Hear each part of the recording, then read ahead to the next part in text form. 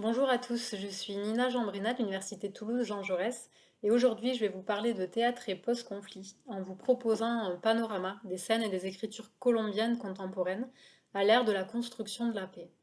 L'idée c'est de voir comment le théâtre dialogue avec ce contexte social et politique, quelle est la réaction des artistes face au processus complexe de réparation, de réconciliation, de pardon, et quelle continuité ou rupture on peut observer par rapport aux pratiques antérieures à la signature des accords de paix qui se fait en 2016 entre le gouvernement de Santos et la guérilla des FARC.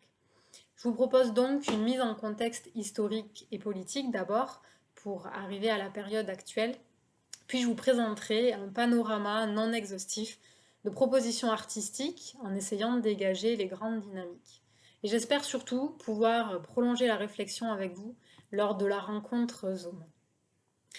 Concernant la Colombie, vous le savez peut-être, ce pays a connu une guerre interne qui a opposé depuis les années 50 plusieurs guérillas révolutionnaires, notamment les FARC, contre les gouvernements successifs. Sont venues s'ajouter au fil des décennies des problématiques non sans lien entre elles, du paramilitarisme et du narcotrafic.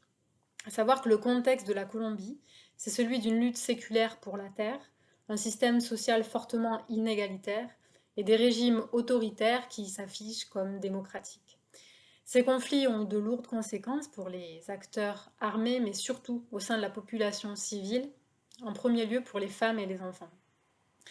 On parle en 2018 de plus de 262 000 morts, dont 80% sont des civils, de plus de 27 000 enlèvements, de plus de 16 000 victimes de violences sexuelles, de plus de 18 000 recrutements de mineurs, de plus de 80 000 disparitions forcées et de plus de 6 millions de personnes qui ont été déplacées. Face à ça, le pays compte bien sûr une longue tradition de mobilisation pour la défense des droits humains et des victimes, pour la mémoire, pour la justice et pour la vérité. Dans les années 80, ces dynamiques se sont consolidées à travers la création de collectifs qui ont vécu une très forte stigmatisation politique de la part des médias et des gouvernements en place, accompagnés pour leur porte-parole d'un risque permanent de menaces et d'assassinats. Au fil des années, la persistance des revendications a pourtant bien amené à la mise en place d'une justice transitionnelle, comme ça a été le cas dans d'autres pays en Amérique latine, notamment les pays du cône sud, mais aussi plus récemment, par exemple, le Pérou. Avant cela, il y a eu bien sûr plusieurs tentatives de négociation et de démobilisation des groupes armés, mais en majorité, ces initiatives ont échoué et ont donné lieu au fur et à mesure à une recrudescence des violences jusque dans les années 2000. Sous le gouvernement d'Alvaro Uribe, où les violences contre la population civile explosent, s'impose un processus de justice transitionnelle qui est officiellement engagé avec la Ley de Justicia y Paz en 2005. Cette loi, qui vise à désarmer les groupes paramilitaires, va amener les chefs et les paramilitaires à des aveux qui vont profondément choquer le pays, mais qui vont aussi permettre au mouvement de défense des droits humains et aux collectifs de victimes de s'affirmer. S'ensuit en 2011 une autre loi très importante, la Ley de Víctimas y Restitución de Tierras, qui va officialiser la reconnaissance du problème par l'État et proposer des mesures de réparation intégrale pour les victimes, notamment de réparation symbolique, et bien sûr on y reviendra. Puis viennent les négociations des accords de paix actuels qui commencent en 2012 à La Havane et qui se terminent en 2016 avec une signature qui se fait sans difficulté, puisque le référendum d'adoption qui est organisé juste avant par Santos va donner lieu à une campagne offensive des partisans du non, menée par Alvaro Uribe, consistant à diffuser une multitude d'informations infondées pour diaboliser les FARC. Le résultat est que le non l'emporte à peu de voix et scinde le pays en deux. Finalement, les accords sont réécrits et adoptés le 24 novembre 2016 dans le théâtre Colón de Bogota. Si on regarde justement maintenant du côté du théâtre, et je commence ma projection PowerPoint, l'histoire des scènes théâtrales colombiennes modernes est intrinsèquement liée aux réalités sociales du pays, puisque leur formulation dans les années 50 se fait dans un contexte de très forte politisation. Et par la suite, elles ont massivement participé à mettre sur la table le thème du conflit armé et à dénoncer les violences. Je vous mentionne ici deux ouvrages d'une grande ampleur, ceux de Carlos José Reyes sur Teatro y Violencia et l'ouvrage Luchando contra el olvido en 2 tomes auquel a beaucoup participé Marina Lamus Obregón. Un exemple emblématique de cet engagement est sans doute celui du Teatro de la Candelaria de Bogota, qui est fondé par Santiago Garcia et dont le répertoire n'a cessé de tenter d'élucider de façon critique l'histoire et l'actualité du pays. Une de leurs pièces maîtresses, Guadalupe Años 50, est une création collective de 1975, encore montée aujourd'hui, et qui va lever le voile sur l'histoire de la trahison par le gouvernement des premiers accords de paix avec les guérillas libérales, puisque Guadalupe Salcedo est un de leurs leaders qui a été assassiné quelques années après l'accord par la police. Au-delà d'une thématique ou d'une représentation du conflit, il y a aussi nombre de groupes artistiques qui interviennent sur le terrain au sein des communautés victimes du conflit. Particulièrement depuis les années 90, des projets qui visent à développer une culture de la paix se sont multipliés et relèvent souvent d'un effort croisé entre secteurs culturels, social, académique et institutionnel de ces communautés. Et puis il faut bien sûr mentionner, d'autant plus dans le cadre de ces journées, toutes les pratiques plus hybrides d'artivisme et art communautaire qui luttent activement depuis les arts pour la défense des droits humains et des victimes. Et ici, je vous montre le Festival Mujeres en Escena por la Paz, qui est un festival qui a lieu depuis 30 ans et qui donne à voir les initiatives de femmes colombiennes, latino-américaines et même d'ailleurs, dans le cadre de leur lutte féministe pour la paix depuis les arts. Ce festival est organisé par Patricia Ariza, une autre grande dame du Teatro de la Candelaria, et une grande activiste reconnue dans le pays depuis des décennies. Je reviens comme promis sur la notion de réparation symbolique qui est inscrite dans la loi de 2011 et qui donne la possibilité aux pratiques artistiques de s'en saisir et d'intervenir d'autant plus dans l'implémentation de la paix. Cette réparation symbolique se définit comme la réalisation de travaux ou d'actes de portée publique à forte répercussion visant la construction et la récupération de la mémoire historique, la reconnaissance de la dignité des victimes et la reconstruction du tissu social. À partir de là, les scènes vont s'emparer de cette mission d'autant plus officiellement et avoir pour but de faire émerger une mémoire multiple, polysémique, voire controversée des faits du conflit armé. On peut penser à ce spectacle Insilio, El Sendero de las Lágrimas, qui est créé en 2010 par Álvaro Restrepo del Colegio del Cuerpo et qui va compter avec la participation de plusieurs centaines de victimes civiles du conflit armé. Sorte d'oratoire, ce spectacle croise les différentes disciplines, théâtre, danse, musique, pour créer un écrin prêt à accueillir le témoignage des victimes. Ce spectacle est repris en 2013 et il va intégrer dans une de ses représentations emblématiques la présence du président d'alors, Santos, qui sera participant du spectacle et qui terminera par un discours de réponse aux victimes. Il s'agit donc d'une période avec de nouvelles politiques culturelles qui sont développées par l'État, avec des bourses, des appels à projets qui appuient les initiatives artistiques fléchées dans ce sens de culture et paix. Et au-delà de la dimension économique, matérielle de ces appuis, il y a bien sûr un appui symbolique qui est relativement inédit pour le milieu culturel. Dans ce contexte, la parole va se libérer, la réception s'ouvrir et va permettre d'aborder des sujets plus polémiques. Donc il y a toute une mobilisation du secteur culturel qui donne lieu à la multiplication des projets, des programmes, de festivals, de publications qui sont facilement repérables à ce moment-là, même depuis ici sur Internet. On pense par exemple aux cumbres, donc aux sommets des arts et de la culture qui vont se multiplier dans ces années-là, et chercher à fédérer les initiatives artistiques sur tout le territoire en associant les acteurs académiques, sociaux, institutionnels concernés par cette question. Alors 4 ans après la signature, qu'en est-il de cet élan, de cet enthousiasme? Comme vous le savez peut-être, l'implémentation de la paix s'est confrontée à plusieurs obstacles. Et pour les scènes colombiennes, il en a été de même. C'est l'élection en 2018 du président Duque, le poulain d'Uribe, qui ralentit l'implémentation des accords sur le terrain en délégitimant le travail précédent et en niant la réalité des accords. Dans ce contexte, les manquements aux accords et les violences se multiplient et depuis la signature en 2016, on compte plus de 700 assassinats de leaders sociaux et 235 ex-combattants des FARC tués. C'est notamment les groupes paramilitaires qui se sont jamais vraiment désarmés malgré la loi de 2005, qui sont devenus des bandes criminelles et qui gagnent du terrain, celui notamment laissé par les FARC après les accords. Au niveau du secteur culturel, le soutien des institutions gouvernementales lui aussi se fragilise sur le plan matériel, symbolique. Les bourses et appels à projets se réduisent, mais surtout la vigilance est de nouveau de mise par rapport aux instances gouvernementales. Malgré tous ces obstacles, l'application des accords de paix semble un processus imparable pour la majorité des Colombiens et Colombiennes et un vrai soutien des instances d'implémentation de la paix qui sont indépendantes et très notables. C'est aussi le message lors des mobilisations à l'automne 2019 contre Duque qui est transmis, en même temps et en résonance avec toutes les autres mobilisations en Amérique latine. Et aujourd'hui, le soulèvement contre les violences policières, les marches des comunidades indígenas et des signataires de la paix sont là pour demander le respect des accords signés. Alors si je commence ce panorama que je vous ai promis, ou la tentative d'un panorama, parmi les écritures et scènes théâtrales très diverses auxquelles j'ai eu accès, j'ai distingué trois dynamiques qui me semblaient importantes. La première, elle pourrait se résumer ainsi, faire la paix sur scène. C'est-à-dire des œuvres qui racontent, qui mettent en scène, voire qui performent directement sur les planches la réconciliation.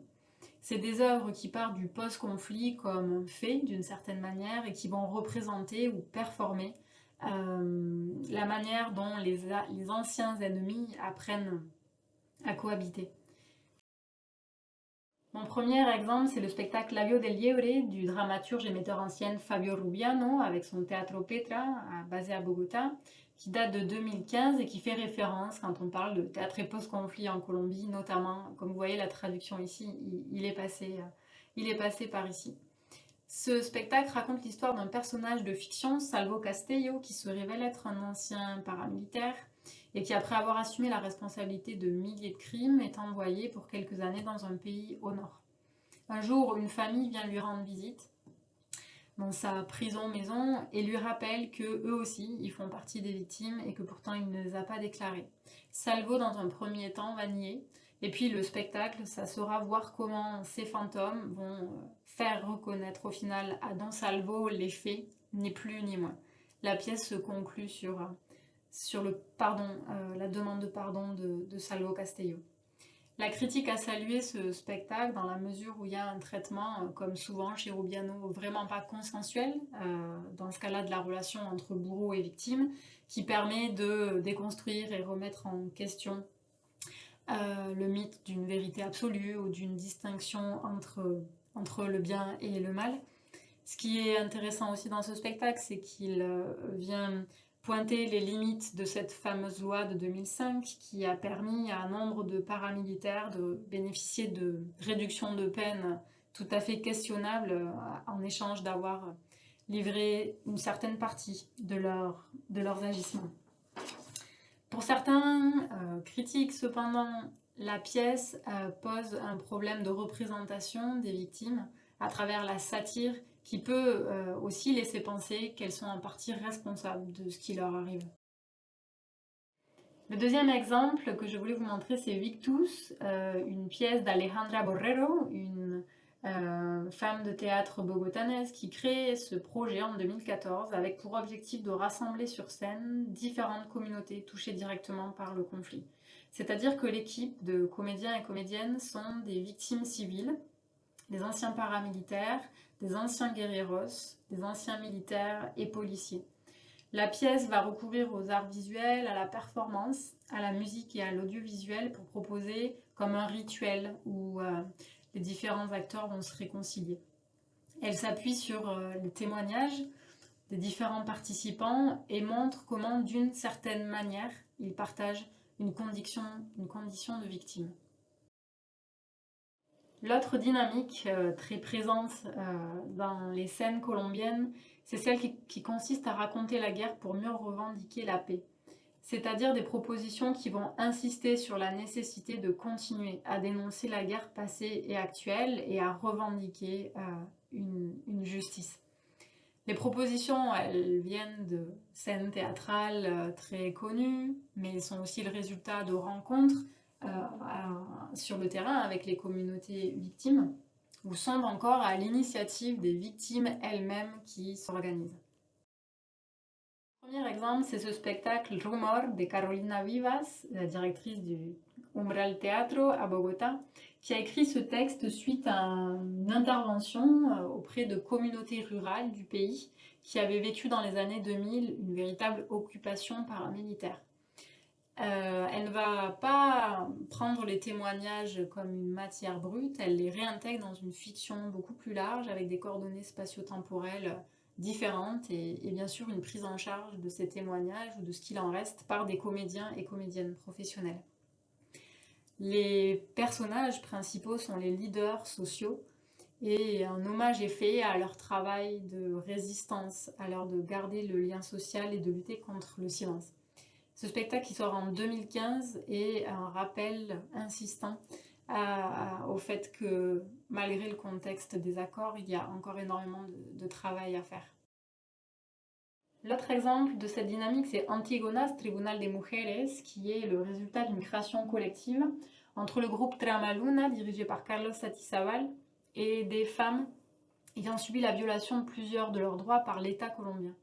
Le premier groupe de femmes, c'est Las Madres de Soacha, les mères de jeunes qui ont été assassinés comme falsos positivos, c'est-à-dire des jeunes de quartiers pauvres qui ont été tués par l'armée et présentés à la presse comme des guerrieros tués au combat.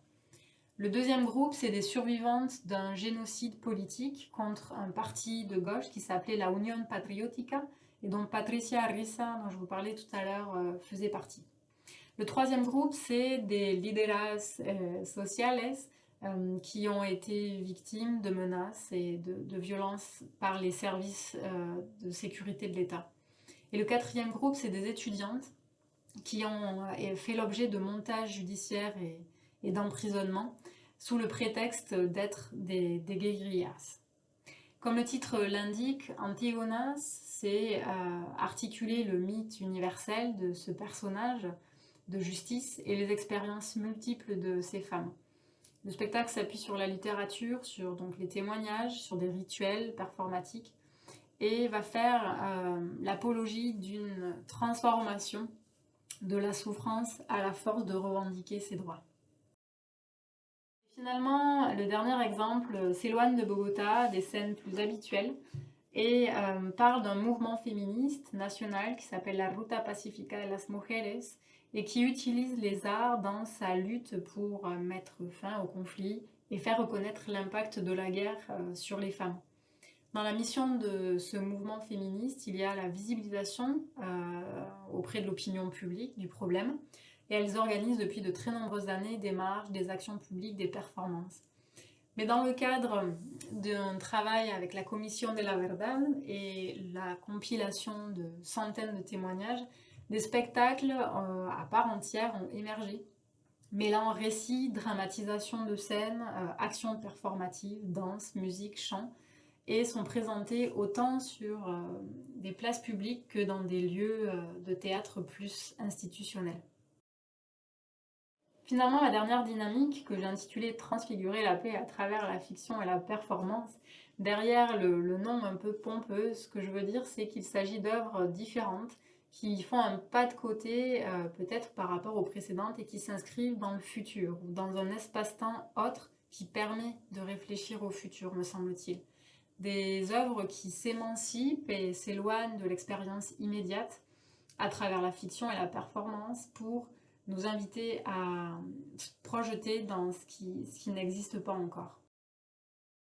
Mon premier exemple, c'est le spectacle La Despedida du collectif bogotanais Mapa Teatro, un spectacle qui est créé en 2017 et qui va venir aussi en France et faire tout autant référence que Laio del Libre sur le sujet. Ce spectacle, il part de l'anecdote réelle de la reconversion par l'armée colombienne d'un ancien camp de guerrilleros en musée vivant ouvert au public. Ce spectacle s'inscrit dans un cycle plus large, Anatomia de la Violencia, où chaque spectacle est en fait un portrait d'un des acteurs du conflit armé. Ici, entre théâtre documentaire, performance et narration, le spectacle va repasser les 60 ans d'histoire de la plus vieille guérilla d'Amérique latine et transformer en figures extraterrestres les personnages emblématiques de cette histoire. Ce qui est très intéressant ici, c'est la réflexivité qui ressort du spectacle et la manière de mettre à distance ce moment si spécifique que vit la société colombienne. Mon dernier exemple, c'est cette pièce du dramaturge bogotanais Felipe Vergara, Coragib Sapiens. C'est une pièce qui parle d'un fléau dans la guerre en Colombie, l'abandon massif des corps des personnes assassinées dans les fleuves, qui fait qu'il devient impossible de reconnaître l'identité des personnes après. Et c'est l'histoire, ou bien plutôt l'action, d'un paysan qui s'est retiré de la communauté et qui récupère les corps qui arrivent sur ses berges, qui les prépare, leur donne un nom et les adopte d'une certaine façon, mais qui surtout les dispose de manière à faciliter le travail des oiseaux charognards pour qu'ils les emportent. Cette pièce, elle intègre les pratiques de résistance bien réelles de communautés qui ont récupéré et adopté des corps au bord des fleuves, mais surtout la mythologie indigène qui fait de cet oiseau sacré un lien entre la vie et la mort, et l'intégration aussi de l'image de la pluie diluvienne. Toutes ces actions qui viennent soigner, recomposer symboliquement un corps social complètement fracturé. Après avoir parcouru ce panorama non exhaustif, quelles sont les perspectives et les défis qui se dessinent pour les scènes colombiennes contemporaines? Je crois d'abord à la reconnaissance d'une spécificité du moment qui est pleine d'incertitudes et d'inquiétudes, et les expériences artistiques témoignent dans leur majorité d'une absence d'idéalisation sur ce qu'est la paix, la transition, le pardon, la réconciliation. En effet, elles abordent la paix, non pas comme un thème en soi ou un sujet de discussion, mais comme une lutte, une revendication, une performance qui reste à faire. Et dans ce sens, je crois qu'il y a une grande continuité avec la période précédant les accords. Si une évolution est à noter, je crois que c'est dans la concentration des efforts vers la compréhension plus globale et plus profonde des raisons de la guerre, des raisons de la répétition de la violence malgré les accords. Par ailleurs, au fil de mes recherches, j'ai trouvé des voix, quoique plus rares, qui s'élèvent contre l'évidence d'un art au service de la paix. C'est-à-dire que dans un contexte de justice transitionnelle, la notion de réparation symbolique peut aussi devenir une injonction plus ou moins explicite à destination des scènes artistiques. Et le danger, c'est bien sûr la réduction du potentiel critique et polémique de l'art, mais c'est aussi de considérer que les pratiques artistiques sont responsables d'une certaine manière de la transition du post-conflit, alors qu'on le sait, cette transition ne pourra se faire sans des conditions minimum en termes de démocratie, d'économie et de justice. Ces mêmes voix viennent critiquer une certaine croyance que peut avoir le milieu culturel et les instances qui les financent, du pouvoir inné de l'art en termes de réparation, de transformation, d'émancipation, et du même coup la promesse que l'on fait aux communautés avec lesquelles on travaille sans être vraiment sûr des effets. Finalement, que l'implication de l'art dans l'implémentation de la paix soit consentie ou pas, selon les avis, tout le monde s'accorde quand même pour dire que c'est une vraie réalité depuis plusieurs décennies en Colombie et que d'une certaine manière, le contexte fait qu'il n'y a pas le choix. Donc si l'art tend à être un acteur social comme un autre, des questionnements éthiques, juridiques et politiques viennent s'entremêler et s'imposer à ceux habituels de l'esthétique. Principalement, c'est face à la pratique de plus en plus fréquente de l'intégration de participants ou d'éléments de leur vie sur les scènes théâtrales que plusieurs auteurs proposent de réfléchir aux risques que cela suppose. Ils évoquent bien sûr une notion bien connue en Colombie de la pornomiseria, qui consiste à revictimiser les personnes dans une représentation ontologique et compassionnelle, mais qui les prive du coup de tout leur agir politique. Ils interrogent la pertinence des pratiques de recrutement des participants pour ce genre de projet artistique et plus largement de la relation qui s'établit, une relation de travail entre les artistes et les acteurs naturels. Mais surtout, ces auteurs alarment sur une possible confusion que cela peut impliquer dans la réception et sur l'ambiguïté qu'acquiert le statut de ces témoignages dans le cadre d'un acte scénique. En effet, se pose la question de savoir si les spectateurs et les artistes qui accompagnent ces personnes sont conscients de l'impératif de justice et de vérité que ces témoignages réclament, même dans le cadre d'un spectacle, et que finalement le risque, ça peut être de reconduire une certaine impunité et de réduire le passage à l'action politique. Donc la place et l'implication des spectateurs devient un défi tout aussi important pour les scènes colombiennes actuelles. En conclusion, j'espère que vous l'aurez compris, des déplacements profonds, enthousiastes ou controversés s'opèrent entre la scène théâtrale et les luttes pour l'émancipation en Colombie. Ça se passe depuis des décennies, bien sûr, mais c'est de plus en plus d'actualité alors qu'il faut défendre la paix. Les statuts et les pratiques s'hybrident, perturbant aussi les outils d'analyse, ce qui a été mon cas en tant que chercheuse française en études théâtrales plutôt classiques. Mais c'est pour ça que je me réjouis du cadre de ces journées d'études où je vais pouvoir échanger avec vous et croiser avec les autres expériences voisines qui forcément pourront éclairer la situation colombienne, je pense à l'Argentine, au Chili, à l'Uruguay, à la Bolivie et au Mexique. Merci beaucoup pour votre écoute et on se dit à tout de suite.